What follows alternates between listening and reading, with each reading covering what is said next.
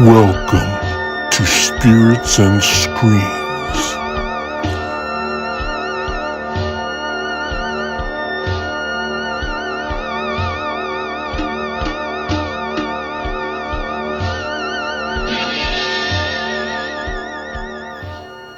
Hey guys, how's it going? Welcome to Spirits and Screams. I'm your host Karen. Tonight we're going to be chatting about a film that I'm really excited to talk about. It's a very incredible gothic horror film that recently came out, and that would be NOSFERATU. Really excited to chat about this one. I even picked up the Blu-ray, so that's pretty cool too. I can't wait to talk about it. So, you know what? Let's dive right in. NOSFERATU from 2024. In the 1830s, estate agent Thomas Hutter travels to Transylvania for a fateful meeting with Count Orlok, a prospective client. His new bride stays behind and soon encounters an evil force that's far beyond her control. Directed by Robert Eggers, starring Bill Skarsgard, Lily Rose Depp, Nicholas Hoult, and Willem Dafoe. So this one's directed by Robert Eggers, and it stars a lovely little cast of Bill Skarsgard, Lily Rose Depp, Nicholas Hoult, and Willem Dafoe. So yay! It's a good cast. It's a really good cast. It's really creepy. To me, it was really different, and I really enjoyed it. Back in the day, you know, I love Dracula very, very, very much. And I remember my brother telling me the OG from the 30s or whatever it was, the early NOSFERATU that was made, the black and white silent film that was put out there. I remember him telling me, you need to watch that film, you know, because he thought the Dracula version was so barfy and gross and too romantic and that kind of thing, that I needed to check that out. So that was kind of my first, you know, introduction to the whole thing. And back then, I guess it was kind of like, whenever. I went against my brother and I liked the Dracula story better. But now, watching this one and having seen that one and getting the story, it's much more edgy and grittier and creepy and kind of unique, and I think I like it a lot. I can't say I like it more than the Dracula films, but I really loved this movie. I really did. And watching it again on Blu-ray at home, in the quietness of my home, being able to absorb everything this time around, the second time around, I really liked it. I really enjoyed watching it. You guys, I'm really sorry I haven't done a review in a while. I relaunched my live stream show, and I'm calling it the Spirit Box Files. And it's on Saturday nights at 7 p.m. Pacific time. Pretty well every Saturday I can handle. My work schedule, day job work schedule is kind of set up now where I can make this work. So I'm doing it. And essentially what I do is I have guests on this show with me, and we do a watch party. And we're choosing all different kinds of supernatural horror movies to watch. So it's about a 2-hour live stream, you know, really fun. Would love to have you guys come and hang out. I've done a couple so far with some OG friends from the horror community, and I've got a bunch lined up. So I'm pretty well booked through end of May, beginning of June, and I have another month's worth of people that I'm just waiting to hear back from, because I know everyone's really busy and it's hard to commit to stuff, but I'm trying to get things set up ahead so that I have kind of a schedule going. So yeah, there's a lot more coming up. This weekend will be with Goraphobe, so Keith from Goraphobe, the channel. We're going to be watching a good movie, so you know, stay tuned for that. I'll post that out on my socials probably tomorrow and let you know all about it. And then I've got a bunch more people lined up, like I said. So a really fun time. If you can come and hang out in the chat, you can chat with me live. I would love that. I would love that. I'd love to meet some of you that have been commenting and that kind of thing. It'd be really cool. Or you can watch the replay later, but I am still trying to really get back on track with doing movie reviews. They take a bit more time to edit and create. So I've fallen a little bit behind with that. But now that the live stream shows are all set up, I have no more excuses. So we'll get back into the movie reviews as well. So stay tuned for more. All right, let's get back into this film.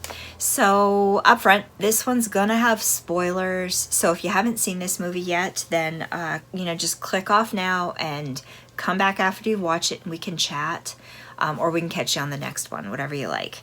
But if you have watched it, please feel free to drop your really long comments below and tell me what you thought of it. And I'm going to share you my thoughts about it right now. So Robert Eggers put some effort into this one, man, because I think it was really well done. Really creepy and really haunting. The cinematography is amazing.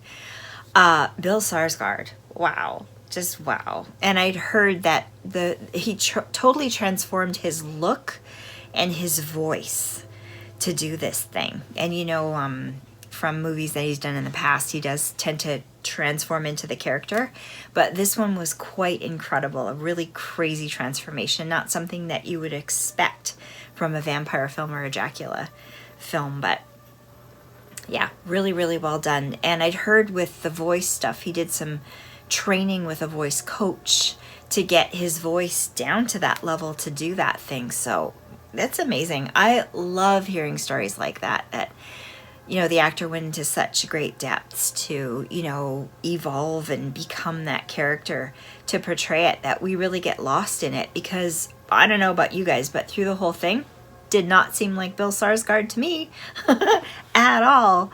Not at all.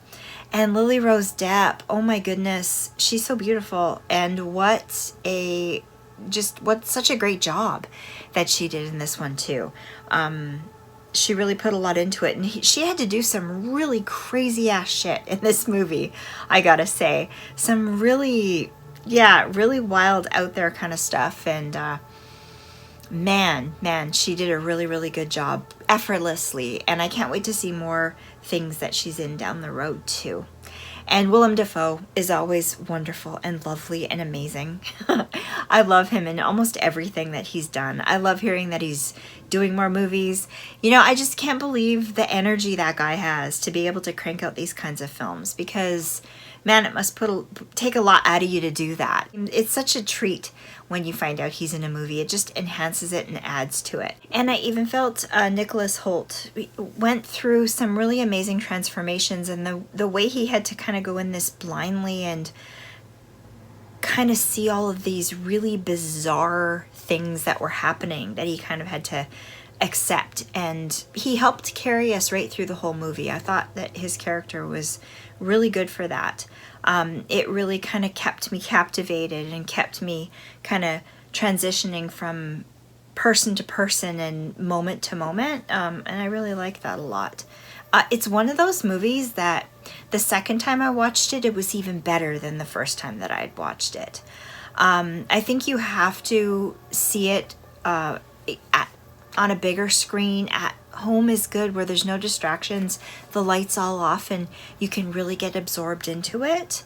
Good at the theater too, but I think it was really enjoyable watching it at home that way, and really kind of taking it all in and falling in love with it. I really think it's one that I'm probably going to watch again at Halloween every year as a recurring kind of thing, because I really liked it a lot. So anyway, let me know what you guys think, because maybe you guys have different opinions about that, but that's how I felt. Eggers started planning this film in 2015, and then he cast Skarsgard and Depp as the lead characters, and then they went to town with it. And it was filmed in Prague, as I read, so that probably added to the creepiness of it, everything too, being able to be in that set, the scenery and that kind of thing. Man, it's just such a stunning, haunting, creepy, gritty kind of a film. I just loved it so much. I love visual films like that really kind of pull you into them and make you feel like you're right there. And it's so scary. I just love that. They started with a $50 million budget, and that quickly spiraled into $181 million. And they were nominated for some Academy Awards for this film as well. So you can tell that's the kind of movie it was. Even though it was that kind of film, to me it still had the grittiness that I love in indie films, that kind of was different and weird, you know, that I still enjoyed it, and I didn't sort of feel like it was too over the top and too cinematic and musically inclined, you know, where they're playing all that music to really amp up the whole thing. It was just old school, you know, just like an old school type of film. This one's a remake. Like I told you, there was a film, the original film, which actually I think was from 1922. That's when that one came out. And black and white silent film. And then there was another remake, I think. I can't remember that one, though. I'll have to check that one out again. I'm not sure if I heard very good things about it or not. But anyway, I'll check that one out too. But it's definitely a remake. And it was time for it, and I think they did a really lovely job. And I just looked it up. The 1922 film was actually a German expressionist film written by Henrik Galeen. I don't know, I'm probably saying his name wrong, but anyhow, that's the one. And I really liked that one. Some people didn't like that one either, but I liked it. I thought it was really cool. It was such a different version of the whole Dracula genre, you know, kind of thing. And I know there was a lot of controversy and copyright and all that kind of thing with the original story, that like Dracula was stolen and this guy was writing something that was kind of copyrighted, but whatever, it was so different and so unusual. Count Orlok in that film is this very creepy, slender, tall, like balding, weird eyes, you know, long fingers, and the teeth, fangs kind of being in the front. This really disturbing, creepy kind of character. And I just think that was really, really something. And the way they recreated that look here was pretty cool.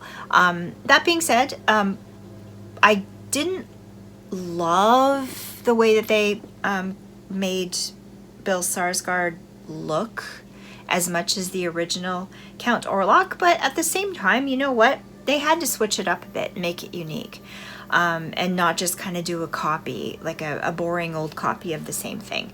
So I think the essence of his character was really well developed and played in this movie. You know, he's this decaying, decrepit thing of a man, once a man, that is kind of overtaken by a demon. So I think they did a good job. You know, he's got this kind of decaying, rotting, disgusting presence to him, that you can see it, you can almost smell the stench of what he must have smelled like, and just what he was trying to do. And it really kind of brings that tension to the whole film of, you know, what Lily Rose Depp's character was going through, that turmoil between that being attracted to that thing and repulsed by it at the same time, and it being so cringy for us to watch and uncomfortable for us to watch. I really think that was cool. So I think they did a good job. I think they did a good job with this one as far as the character goes of Count Orlok. Anyway, in my opinion, I feel like this film is one of the top films that I've seen recently, and that says a lot because I don't tend to really like a lot of the newer stuff. But I enjoyed this one enough that I added it to my collection, and I'm glad I did. This film and The Monkey. I really, really, really want to review The Monkey next. I enjoyed that film a lot, and I think it'd be a fun one to talk about.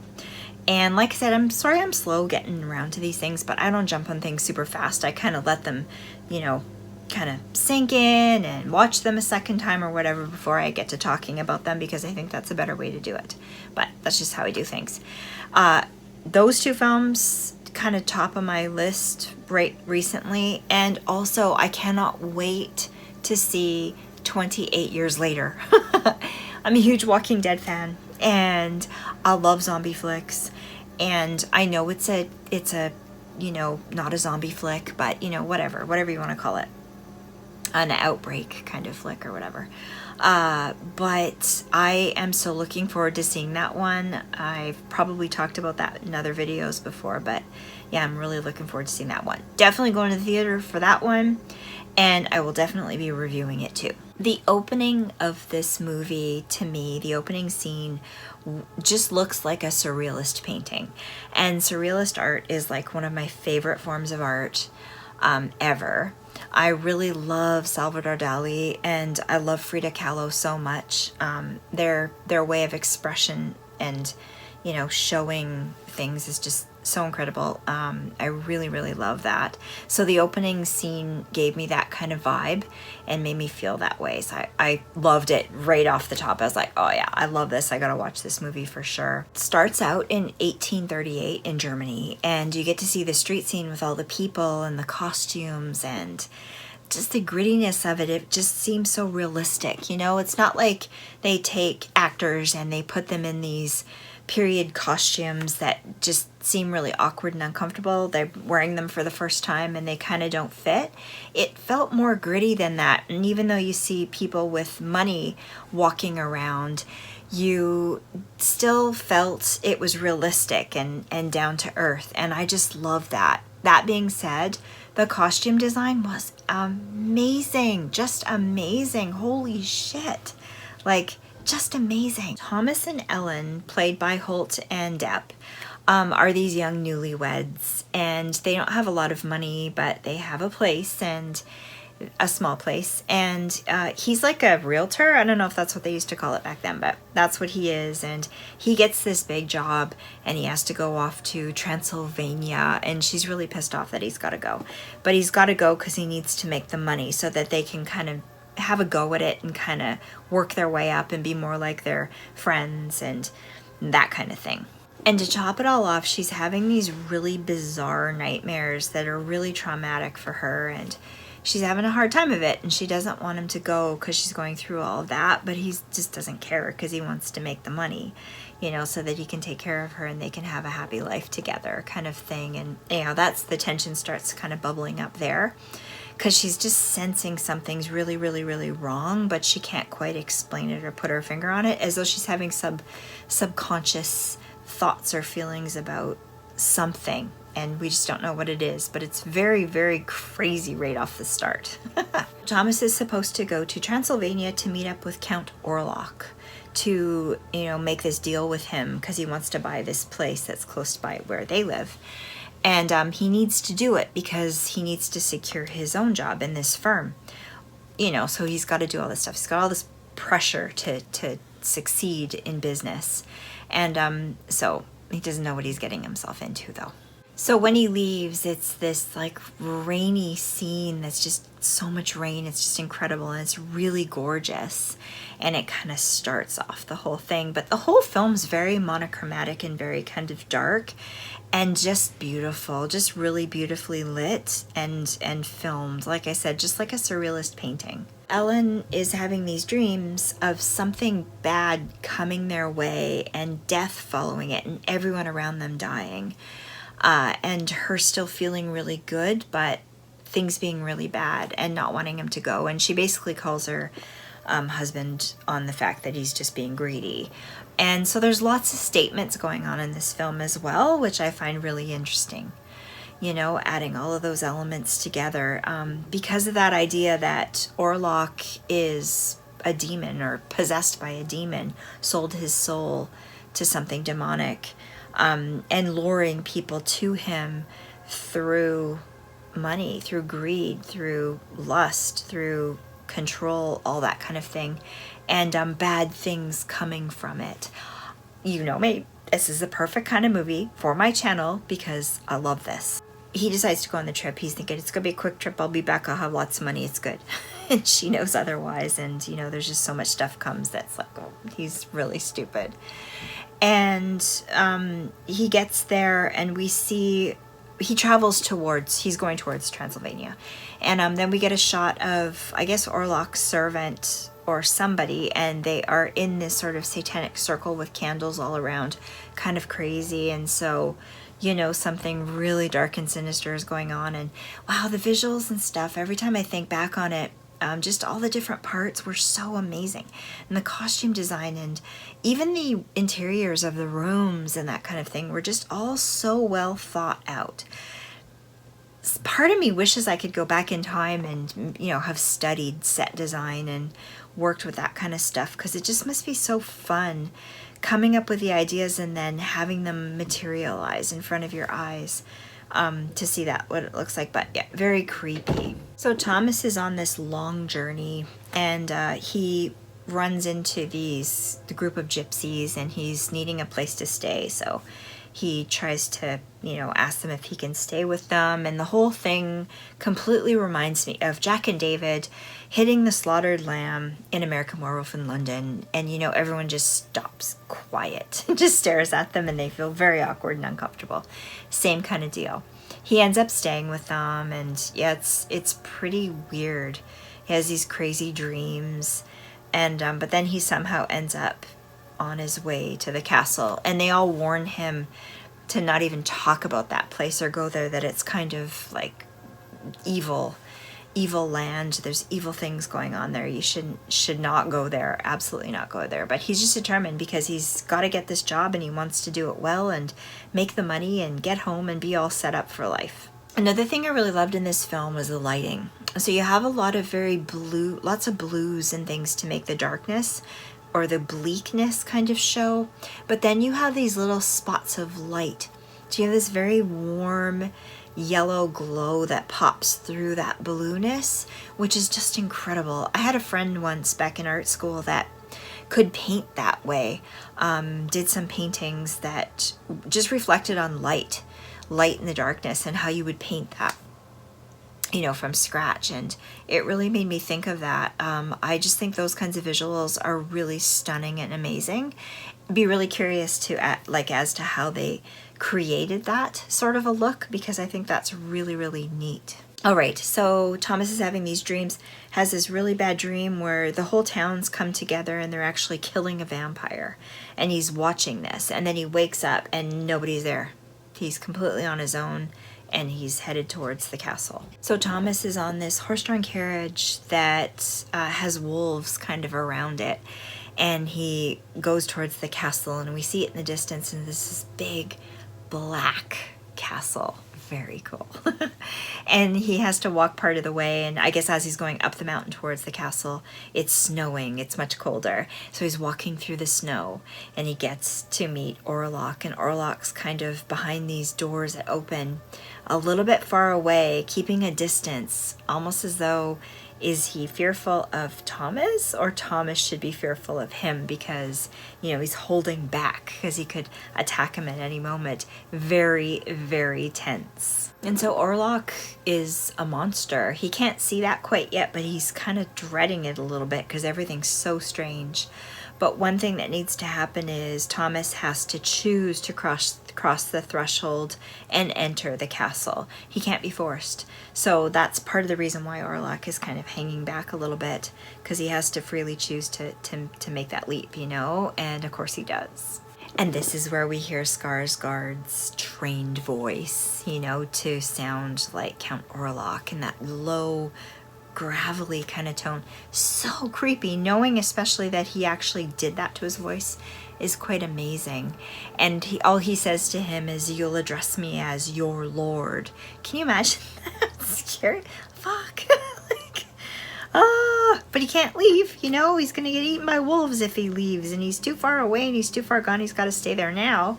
And in a way, he looks almost like he's hypnotized into being there and staying there, even though he's terrified. Such a bad decision. Should have listened to his wife. But he's in the castle now, so he's got to make the best of it. And Orlok keeps like shape-shifting and zooming around the room kind of thing, and then you'll suddenly see his really long, creepy fingers with long fingernails. Super creepy. I'd be freaked the hell out if I was there. So Thomas is offered food, and he doesn't want to eat, but he's kind of forced to eat. He takes a knife, and he ends up cutting his hand, and there's blood, and that's a whole little thing with Orlok and stuff. And then anyway, we cut from there back to Ellen, back at home, and she's walking on the beach through this castle with her friend, and she's upset, you know, she's having these really crazy, almost sexual like dreams about Orlok, about this demonic creature thing, and she doesn't know what the heck's going on, and she's worried about Thomas being over there, and nobody's believing her. Everybody thinks she's just being crazy and causing a lot of trouble for him, instead of just being a happy, faithful wife who's supportive, that kind of thing. So the scene, the cemetery scene too, is just amazing, just incredible. The way that they thought up these shots and put them together, yeah, really talented. Then we flash back to Thomas. He wakes up in the morning and he's been bitten. He's got bite marks on him, so go him. Good decision to do this. Obviously, shouldn't have cut his hand and whatnot, but anyway, there you go. It's kind of a done deal. Orlok's going to buy the property, and so he gives Thomas this deed to sign as well, but it's as though he's signing away his life to the devil kind of thing, and doesn't really read it. And there's a wax seal that they put on it, which I thought was so cool, because, you know, I'm working on my product line and I'm doing candles, and I've dabbled a little bit in wax seals. I've got an S seal that I am using in my product, so I've actually got the wax and everything. So I find it so fascinating and beautiful that they used to do letters that way back in the day and seal them that way, or deeds or whatever. I find that really cool, so I loved that part of this film too. So Orlok is aware that Thomas is his ticket to Ellen, and we know there's something going on there, like whether it's a, you know, soulmate kind of thing or some kind of connection between the two of them. So he's connected to her, and now he knows he can get to her through Thomas. So very, very creepy, because the one thing she was worried about was not having all of this happen or stir up, and he's opened up the door for her husband, doing a good job, you know, not only making them some cash, but opening up the door to the demons for her. So that's awesome. We see Orlok in the coffin, very ugly and grotesque, and Thomas is just not wanting nothing more than to get out of this castle and leave and go home back to Ellen, and he just can't seem to leave, and he's bitten now, and everything's starting to get really screwed, and he's kind of deluded, thinking he's just going to walk away from this and everything's going to be fine. It's kind of already opened up and things are going to happen. We also see the full frontal nudity, nakedness of Orlok, kind of thing, that infamous scene that everyone talks about. And man, Skarsgard just does not, the prosthetics and things that they used on him, and the makeup and the way he talks and acts and everything is just so different from him, which is really, really cool. Everybody said when they finally saw him in costume, it was actually terrifying. And he was a bit worried doing this role with the makeup and everything, because he was worried they just wouldn't know it was him. They wouldn't be able to pull it off, but I think it worked really well. The trippy, dreamy kind of scenery in this movie is pretty cool. And the way that Orlok, because he does feed on Thomas because he's bitten him, but he keeps him alive. The way that he drinks his blood is pretty creepy too. It's just like he's just slurping all the blood away from him. Yeah, very scary. So Ellen ends up very sick, and she's kind of in and out of consciousness and going through this stuff, but she's very connected to Orlok, and I think that's kind of what she's going through, is that weird connection and fighting him off and kind of thing.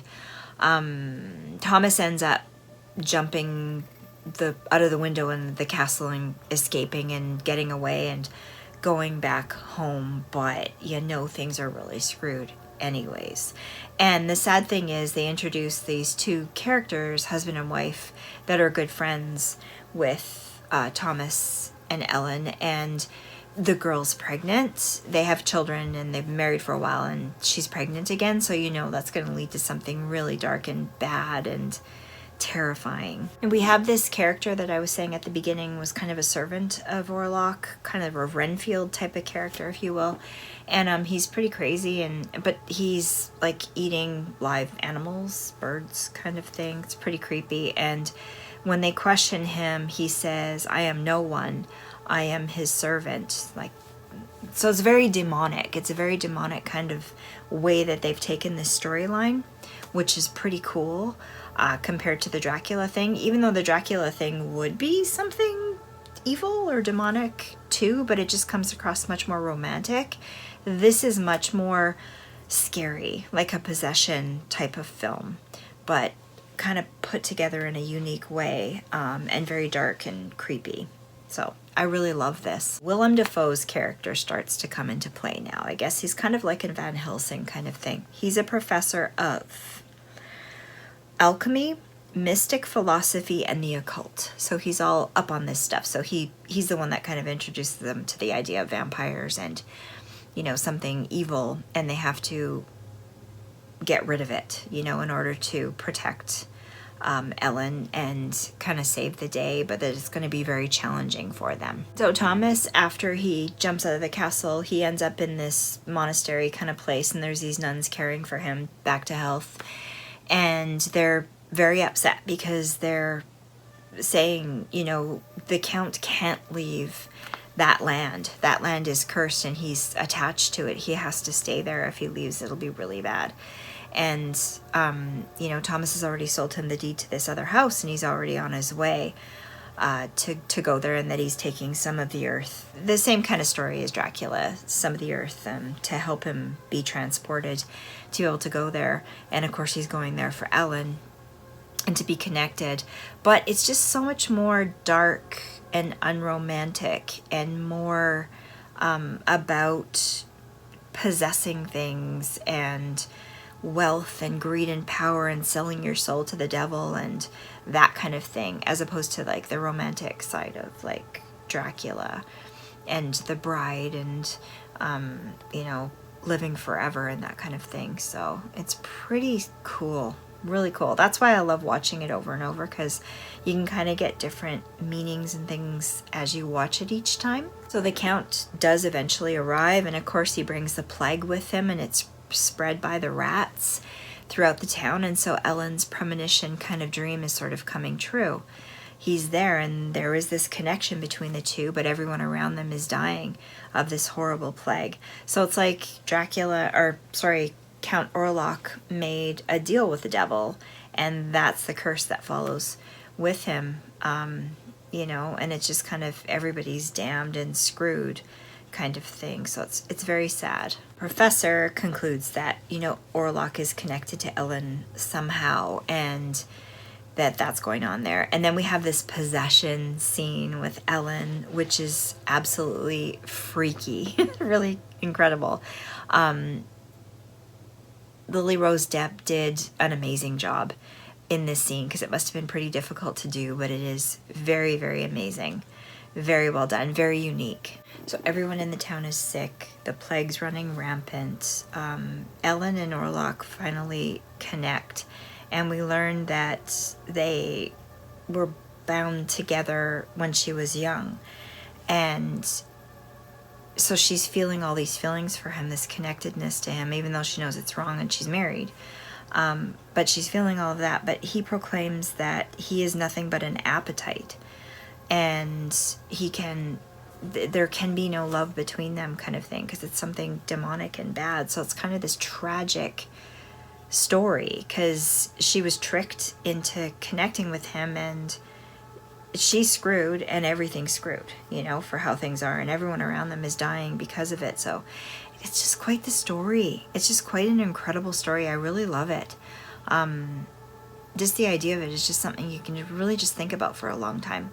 It's much, much bigger and deeper than the Dracula story is. So I love it. He's telling Ellen, if you don't go with me, even though that would be nothing for her, you know, nothing great, nothing good, everyone around you will die of the plague, including her friend, the friend that is having the baby.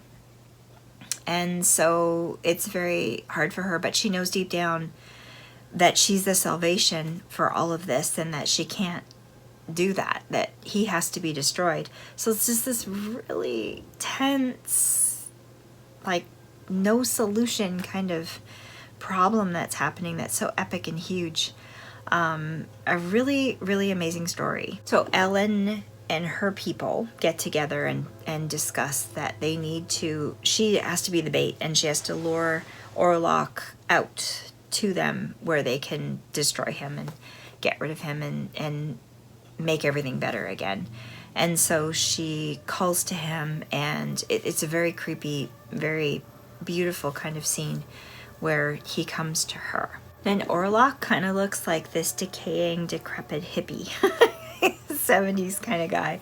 And it's so gross, and when he's biting her, it's just gross, disgusting, and it's very sexual too, and it's just disgusting, but she has to do this in order to save everybody, and she's able to hold on to him, and the sunlight can kill him, so the sunlight kind of gets him and destroys him, and she unfortunately dies with him, and but it ends up saving the day and making everything better again. But man, the whole idea and concept is just so great, like so much more, like I said, creepy and dark and crazy than the Dracula story was. So I really liked it, and I really liked how they did it, how they redid this movie. You don't get the same sort of sense of things in the 1922 version. The next one, like I said, the other remake, I don't think I've watched that one. I really don't, but I have to check on that. Anyhow, this one's really unique and different, and I really liked it. Whole idea is that lust and greed brought the demonic into the picture, and her sacrifice for humanity saved the day. I just love that. I love that kind of storyline. What a great film. I really am glad I bought it. And I watched a bunch of the behind the scenes stuff too, and apparently Robert Eggers wanted to do this since he was a kid. A gothic, romantic, scary, dread-filled horror, which is exactly what it is to me. And I love that. That's one of my top favorite kinds of movies. So if you hear of anything else like that, you let me know and recommend it to me, and I'll watch it. And everyone transformed themselves into their characters. So Lily Rose Depp, the convulsions and the possession scene, she actually did that, she had to do that. Amazing. And Skarsgård, he changed his voice for the film, transformed himself. I mean, even though the makeup did a lot for it, he still acted into that makeup to make it even better. So amazing when you can get people to do that kind of thing. I think that's what made a lot of the older movies so great, was people put that kind of effort into it. I think that's important to do that in a film to make it good. Not only just a unique story, but putting that effort into it to make it really amazing. I think that's important in films, and I think that would make a lot of modern day films better if people would do that. They spent a lot of hours doing the makeup, and Skarsgård had that dead rotting flesh kind of thing, but it looked as though blood was kind of flowing through as well, so it was so gross and so realistic. Really, really good. The lighting, it was a lot of effort to have that sort of sun shining through, or light shining through in that dark kind of look. Remember I said that was so cool to see that, and that was quite an effort that they put in to do that. I find that fascinating. I love seeing stuff like that. Those kinds of things are hard to recreate, to make them look so effective and so good. So I really enjoyed that. And I also learned that a large part of how they did that too was with real candles. So they did a lot of real candle work, and it was really messy and really difficult, but it was very effective. I'd love to play with that actually with my set, doing some actual real candles, and see how that could kind of come through with the look of everything. Be really fun to try. The way they created that opening shot of Orlok's shadow on the curtains when he was coming to Ellen, they did that by having a moving set to create that. So that's pretty cool too, because that was quite a unique thing to see. The whole set that they built, they did like 5 city blocks to give that look of the city shots, when people are walking around and in the rain and that kind of thing. And they built the gypsy town in Transylvania. They built the castle scenes, and they had it very realistically built, and they made it even more crumbling and deteriorated than the actual thing. And so that's very cool. Man, that's a lot of effort, right? I appreciate that. I forgot to talk about the score. Oh my God, the musical score. I know that there is a vinyl of NOSFERATU. I want to get that so very badly. Definitely add that to my collection. Would be amazing to listen to. Very haunting, very amazing.